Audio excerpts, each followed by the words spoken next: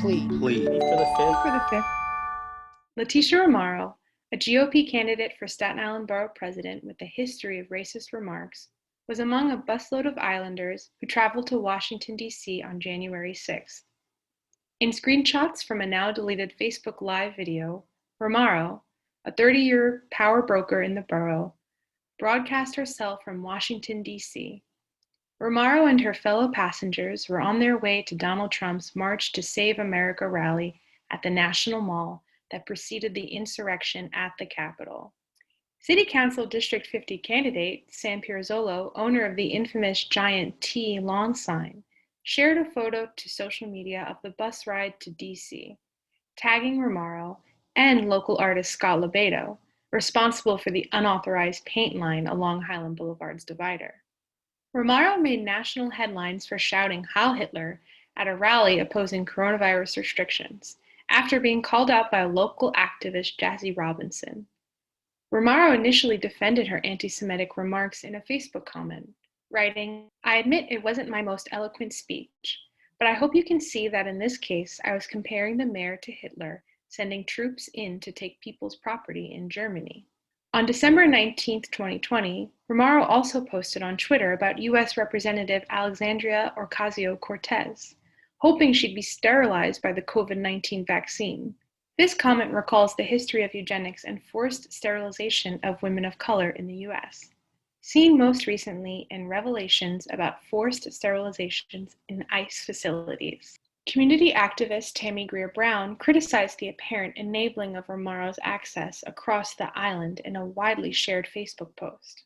Quote, "We gave Romero access to our communities, knowing full well what it means to be a Republican on Staten Island," Greer-Brown wrote. "She infiltrated our communities and became friends with Democrats, Republicans, religious, non-religious, community, Black, brown, Jewish, and white folks on Staten Island, and never had to change anything, not one thing about herself. Nor was she asked to do so," end quote. But Romero was more than a fringe right Trumpist, as Greer-Brown points out in her post.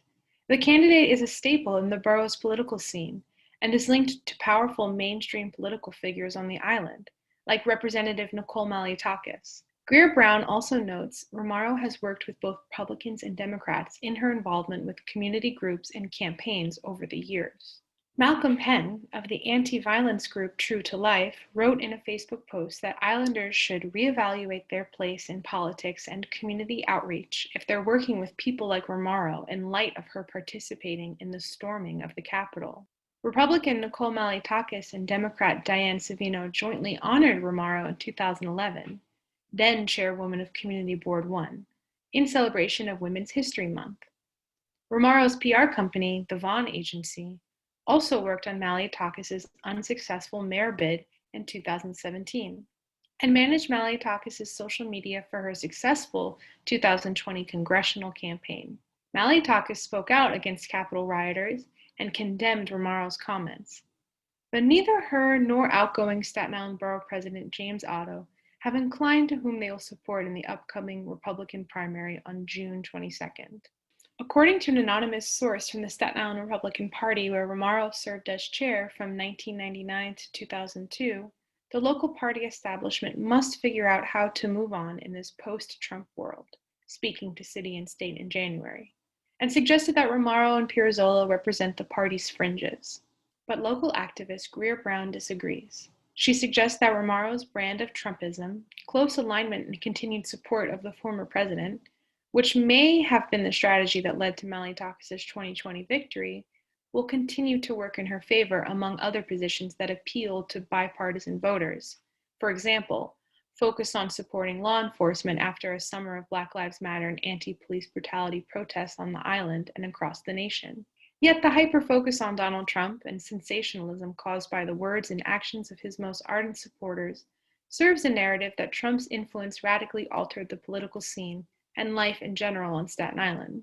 Yet strong support for law enforcement, anti-immigrant sentiment, and racial and class divisions that predated Trump continued to define local politics. Since the controversy stirred up by Romero came and went in early January, campaign signs continued to appear across the borough, bearing Romero's likeness and the statement, "I stand with law enforcement." Challenging Romaro for the Republican Party nomination is Councilmember Steve Mateo, the apparent frontrunner. Democrat Lori Honor, who helped co-found Staten Island Women Who March, is also seeking to become the borough's first woman to assume the role. The question still remains as to which candidate will stand up for Staten Island's most vulnerable communities, or instead maintain the moderate status quo to satisfy the borough's insular political elite. Jacqueline Caruso and Sean Ghazala for Plea for the Fifth. To learn more, visit us at pleaforthefifth.com or on social media at Plea for the Fifth on Facebook, Instagram, and Twitter.